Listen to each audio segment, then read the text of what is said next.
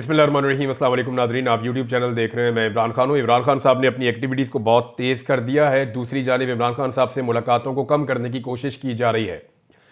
अब सिचुएशन मैंने आपके सामने जो रखी, गुज़िश्ता 2 वीलॉग्स में चीज़ें उसी तरफ जा रही हैं। इमरान खान साहब जो हैं वो इस बात को भांप चुके हैं कि मुज़ाकरात के बहाने हुकूमत 26 नवंबर के साने को डाउन करना चाहती थी और वो टाइम लेना चाह रहे हैं, और पाकिस्तान तहरीक इंसाफ ने उनकी ये मदद ऑलमोस्ट कर दी है।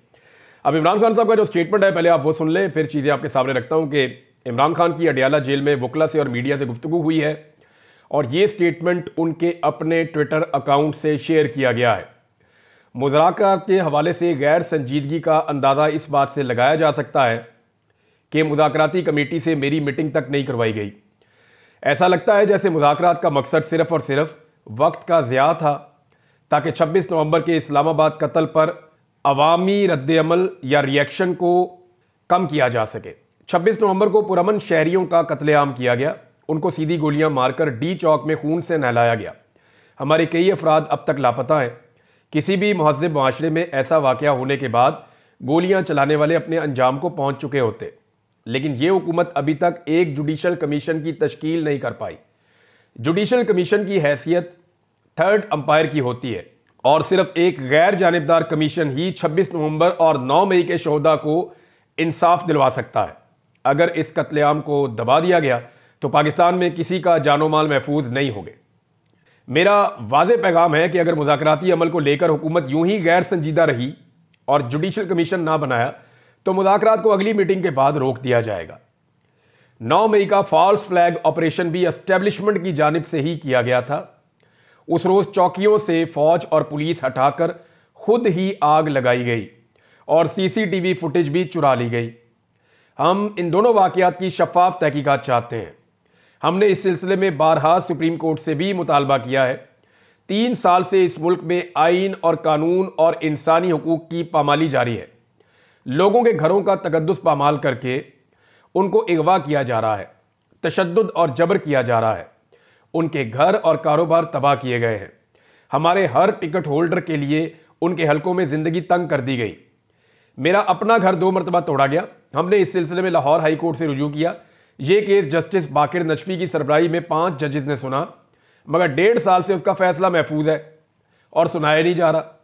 फिर हमने इस्लामाबाद हाई कोर्ट में जस्टिस आमिर फारूक और सुप्रीम कोर्ट में काजी फायद ईसा से भी रुजू किया, लेकिन उन दोनों ने एस्टेब्लिशमेंट के ओपनिंग बैट्समैन का किरदार अदा किया। जो हमारे बेकसूर लोग मिलिट्री तहवील में रहे उन पर शदीद तरीन ज़हनी और जिस्मानी तशद्दुद किया गया। मेरी इतला के मुताबिक 3 लड़कों ने दौरान हिरासत खुदकुशी की कोशिश की। समी वजीर की हालत इस तशद्दुद का मुंह बोलता सबूत है। इससे पहले जो कुछ तहरीक इंसाफ के रहनुमाओं शहबाज गिल, आजम सवाती समेत दीगर के साथ किया गया वो भी किसी से ढका छुपा नहीं है।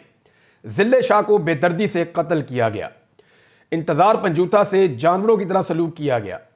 ये कौन सा उसूल है कि जो तहरीक इंसाफ छोड़ देगा वो 9 मई के इल्ज़ाम से बरी है और जो नहीं छोड़ेगा उस पर हर किस्म का तशद्दुद और दबाव जायज़ है। हमें पाकिस्तानी निज़ाम अदल से बार बार रुजू करने के बावजूद भी इंसाफ नहीं मिल सका, जिसके बाद हमारे पास बैनुल अक़वामी फोरम्स पर आवाज़ उठाने के अलावा कोई रास्ता नहीं बचा है।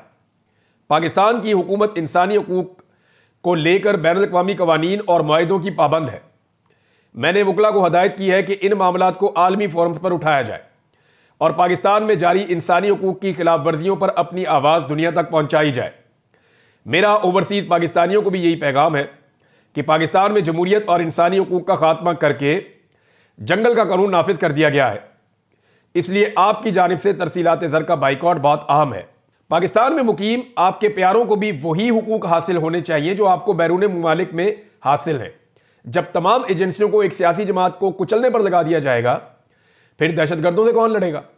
यही रिमार्क सुप्रीम कोर्ट के जजेस जस्टिस अतर मिनुल्लाह और जस्टिस मंदोखेल ने भी दिए हैं कि खुफिया इदारों को सियासी इंजीनियरिंग पर लगा दिया गया है। झूठ बोलकर हमारी हुकूमत पर तालिबान की आबादकारी का इल्ज़ाम लगाया गया। हमारी हुकूमत के दौरान बल्कि हुकूमत के खात्मे के 1 साल बाद तक भी दहशतगर्दी ने सर नहीं उठाया था। यह सब कुछ उन्हीं का कसूर है जो बलूचिस्तान के हालात के जिम्मेदार हैं। इन सब तजर्बात की बदौलत पाकिस्तान में मईशत का हाल बदतरीन है। वर्ल्ड बैंक की हालिया रिपोर्ट के मुताबिक मजीद 1 करोड़ 30 लाख अफराद गुर्बत की लकीर से नीचे जा चुके हैं। अदलिया, नैब, FIA, पुलिस समेत हर इदारा तहरीक इंसाफ के पीछे लगा दिया गया है, जिसकी वजह से मुल्क का सियासी और माशी निज़ाम दरम बरम है और अदम इस्तेहकाम उरूज पर है। जब तक सियासी अदम इस्तेहकाम रहेगा, ग्रोथ रेट सिफर होगा। यह सब 10 साला आमरीत के मंसूबे को मजबूत करने के लिए किया गया है। जो भी इस लाकानूनियत का साथ देता है, उसकी अरबों की चोरी माफ कर दी जाती है। पाकिस्तान की तारीख में किसी लीडर पर 280 केसेस नहीं बनाए गए। ऐसा सिर्फ जनरल याया ने मुजीबुर रहमान के साथ किया था, जो मेरे साथ किया जा रहा है। एक और चीज इमरान खान साहब ने क्लियर की है बुशरा बीबी के हवाले से। उन्होंने कहा कि बुशरा बीबी एक घरेलू और पर्दादार खातून है, उन पर बेबुनियाद और झूठे केसेस सिर्फ मुझे दबाव में लाने के लिए बनाए गए। अलकादर केस भी इसी सिलसिले की एक कड़ी है। बुशरा बीबी को पहले 3 महीने बनीगाला में एक कमरे में कैद रखा गया। उन्होंने खुद हाई कोर्ट में पटिशन दायर की कि मुझे आम कैदियों की तरह जेल में रखा जाए। अडियाला जेल में 9 महीने सख्त तरीन कैद में उनको रखा गया, जिसका मकसद हमें दबाव में लाने के अलावा कुछ नहीं था। बुशरा बीबी का किसी से कोई राब्ता नहीं है, यह महज प्रोपेगेंडा है। हमारी मुज़ाकराती कमेटी ही इन मामलात को देख रही है। बुशरा बीबी के खिलाफ सोशल मीडिया कंपेन की शदीद अल्फाज में मजम्मत करता हूं। इस तासुर की सख्ती से तरदीद करता हूं कि संगजानी में रुकने के बाद मुझे रिहा करना तय था। संगजानी जैसे इश्यूज को असल मामलात से तवज्जो हटाने के लिए इस्तेमाल किया जाता रहा है। हुकूमत की बददियानती को अच्छी तरह समझता हूं। मैं 3.5 साल वजीर आजम रहा हूं, अच्छी तरह समझता हूं कि यह कैसे काम करते हैं। इस्लामाबाद डी चौक में कारकुनान के हमरा पहुंच जाना बुशरा बीबी की कामयाबी थी, जिस पर इनको खराज तहसीन पेश करता हूं। उन्होंने मेरी हिदायत पर ही अमल किया। ये इमरान खान साहब ने वकला से और मीडिया से गुफ्तगू की जेल के अंदर।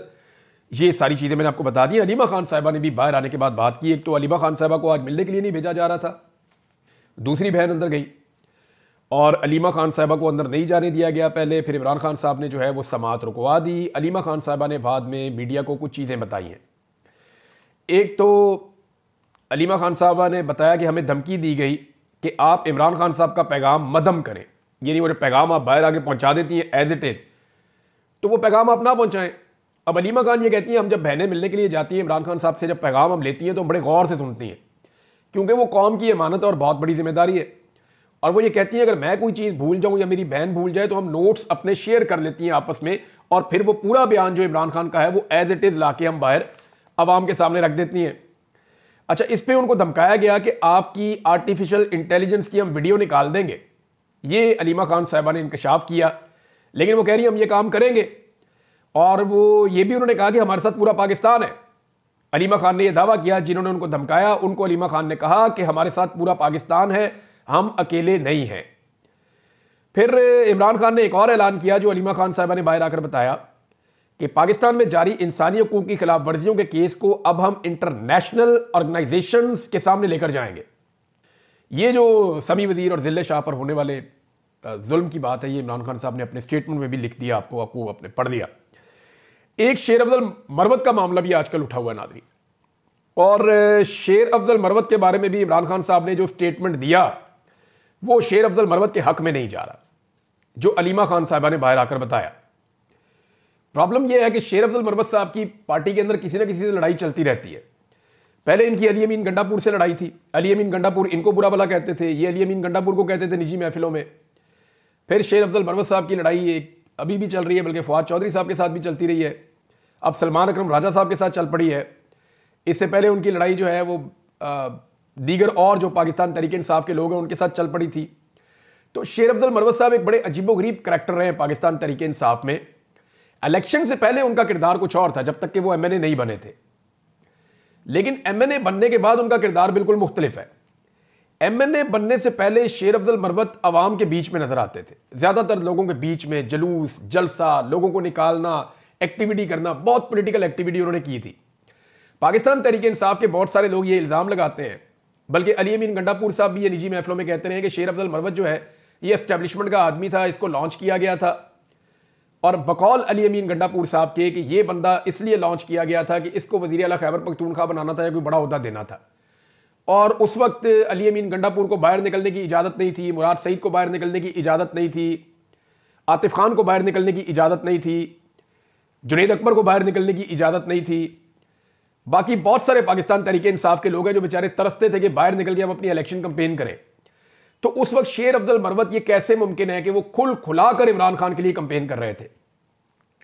तो ये पार्टी के अंदर बहुत सारे लोग इस बारे में यही सोचते थे। और गंडापुर साहब ने मुझे खुद कहा, मैं हल्फन आपको बता देता हूं, उन्होंने कहा कि कभी आपने सोचा है कि शेर अफजल मरवत वो सारा कुछ क्यों कर पा रहा था जो हम नहीं कर पा रहे थे? क्या वो हमसे ज्यादा बहादुर है, या हमसे ज्यादा कबीले वाला है, या हमसे ज्यादा तगड़ा आदमी है? तो उन्होंने कहा कि इसलिए कि उनको एस्टेब्लिशमेंट का आशीर्वाद था कि करो जो दिल करता है करो। ये गंडापुर साहब ने कहा। तो जब इलेक्शन हो गया, शेर अफजल मरवत साहब बन गए एमएनए, तो उनके वो मकासद पूरे नहीं हुए। उन्हें कुछ ना खैबर पख्तूनख्वा में मिला और ना वफाक के अंदर उनको अपोजिशन लीडर बनाया गया। अपोजिशन लीडर वो बनना चाहते थे, ये मैं जाती तौर पे जानता हूं। शेर अफजल मरवत साहब ने पूरा जोर लगाया इसके लिए, उन्होंने बहुत सारे लोगों से रब्ता भी किया। मेरी और उनकी जो वाहिद एक टेलीफोनिक कॉल हुई है, जिंदगी में एक ही टेलीफोनिक कॉल हुई है, तो मैं हैरान हो गया कि एक आदमी छूटते ही मेरे से ऐसी बात कैसे कर सकता है। यानी उन्होंने मुझे कहा कि मैं बनना चाहता हूं अपोजिशन लीडर और आप मेरे लिए लॉबिंग करें। तो मैंने कहा जी मैं लॉबिंग कैसे करूं? मैंने हंसना शुरू कर दिया। मैंने कहा जी मैं तो पॉलिटिकल मामलात में नहीं आता, आपकी पार्टी का डिसीजन है, वो आपको बना दे किसी और को बना दे, तो ये पार्टी पे डिपेंड करता है। लेकिन उन्होंने मुझे उस वक्त ये कहा कि अगर मैं अपोजिशन लीडर बन गया तो मैं पूरे निज़ाम को मुसीबत डाल दूंगा, मैं बड़ा अग्रेसिव आदमी हूं, मैं बहुत चढ़ के आऊंगा और मैं खुलकर जो है वो मुखालफत करूंगा इस हुकूमत की, ये सब लोग बुज़दिल हैं, ये नहीं कर पाएंगे। तो इस तरीके से उन्होंने मुझे कायल करने की कोशिश की शेर अफजल मरवत साहब ने। और एक दौर में इनका नाम चलता भी था कि शायद इनको अपोजिशन लीडर बना दिया जाएगा, लेकिन फिर नहीं बनाया गया। उसके बाद हमने देखा कि शेर अफजल मरवत साहब की जो टॉक शोज में एक्टिविटीज हैं या सोशल मीडिया पे एक्टिविटीज हैं वो बाकी रह गई, लेकिन जो उनकी अवामी एक्टिविटीज हैं वो फिर नजर नहीं आई। ये 2 दफा इस्लामाबाद की जानिब पाकिस्तान तहरीक इंसाफ गई है, तो शेर अफजल मरवत साहब वहां इस्लामाबाद में ही थे दोनों दफा, लेकिन हमें उनकी कोई एक्टिविटी दिखाई नहीं दी। जो इनके बारे में एक बहुत बड़ा ऑरा बना हुआ था कारकुनों में कि ये बहुत बहादुर आदमी है और शेर अफजल मरवत साहब हर जगह पे फ्रंट से आगे लीड करेंगे, उसको वो डैमेज हुआ अनफॉर्चुनेटली। हालांकि शेर अफजल मरवत साहब ने बड़ी इज्जत हासिल की थी। इमरान खान साहब ने एक दिन इनको जेल में कहा था कि शेर अफजल मरवत जिस तरह तुम एक रफ्तार से ऊपर गए हो ना, इसी रफ्तार से नीचे आ जाओगे, तो अपने आप को जो है वो दुरुस्त करो। लेकिन शेर अफजल मरवत साहब ने इमरान खान साहब को जो पहला नुकसान पहुंचाया वो उन्होंने सऊदी अरब के हवाले से एक बड़ा अजीब मुतनाज़ स्टेटमेंट दे दिया। उसके बाद फिर हम ये देखते रहे कि शेर अफजल मरवत साहब जो है वो पार्टी में कभी इससे लड़ाई कभी इससे लड़ाई, तो वो उनकी चलती रहती है। आजकल सलमान अकरम राजा साहब के ऊपर उन्होंने जो है वो अटैक किया हुआ है। अब अलीमा खान साहिबा ने जो इस बारे में बोला, उन्होंने कहा जी एक तो सलमान अकरम राजा साहब को इमरान खान साहब ने पार्टी का सेक्रेटरी जनरल बनाया। इससे पहले भी एक सेक्रेटरी जनरल पार्टी के ऐसे थे जो इमरान खान साहब ने अपनी पार्टी के लोगों से पूछा कि आप ये मुझे इजाज़त देते हैं कि मैं नॉमिनेट कर दूं, तो पार्टी ने जब उनको अलाउ किया तो उस वक्त इमरान खान साहब ने जहांगीर तरीन को ओहदा दिया था। ये मुझे बात बताई थी डॉक्टर आरफ अलवी ने, काफ़ी पहले की बात है, जब आरफ अलवी साहब सदर पाकिस्तान भी नहीं बने थे तब बताई थी उन्होंने मुझे ये बात। तो ये इमरान खान साहब ने अपने इख्तियार को इस्तेमाल करते हुए सलमान अकरम राजा साहब को चुना है। कुछ देखा है तो उन्होंने चुन लिया। अब यहां पे अलीमा खान साहबा कहती हैं वो इमरान खान की चॉइस है तो ऐसा ना किया जाए। साथ ही उन्होंने एक और बात की कि इमरान खान ये समझते हैं कि उनकी पार्टी में लोग इन्फिल्ट्रेट किए गए हैं, यानी उनकी पार्टी में लोग इंजेक्ट किए गए हैं और ऐसे लोग उनकी पार्टी में हैं जो जासूस टाइप के लोग हैं। इस तरह से ये रिपोर्ट हुआ है। बहरहाल मरवत साहब को जो है वो उनकी बड़ी मकबूलियत है पाकिस्तान तहरीक इंसाफ में, अभी भी कुछ नहीं बिगड़ा। वो अपने मामलात को इमरान खान के ताबे करके और उस अंदाज में अगर चलेंगे तो मेरे ख्याल में चीज़ें ठीक रहेंगी। अदरवाइज ये पाकिस्तान तहरीक इंसाफ बड़ी जालिम पार्टी है। मैंने इसके अंदर परवेज़ खटक को जो है वो टके टुकड़ी होते हुए देखा है, मैंने इसमें महमूद खान को टके टुकड़ी होते हुए देखा है, मैंने इसमें बहुत सारे लोग जिनके बड़े बड़े नाम थे, यानी असद उमर को इमरान खान साहब के बाद नायब कहा जाता था कि ये ब्रेन है, तो मैंने टके टुकड़ी होते हुए देखा है बहुत लोगों को। तो शेर अफजल मरवत साहब को तो अभी ज़्यादा टाइम भी इस पॉलिटिकल पार्टी में नहीं हुआ।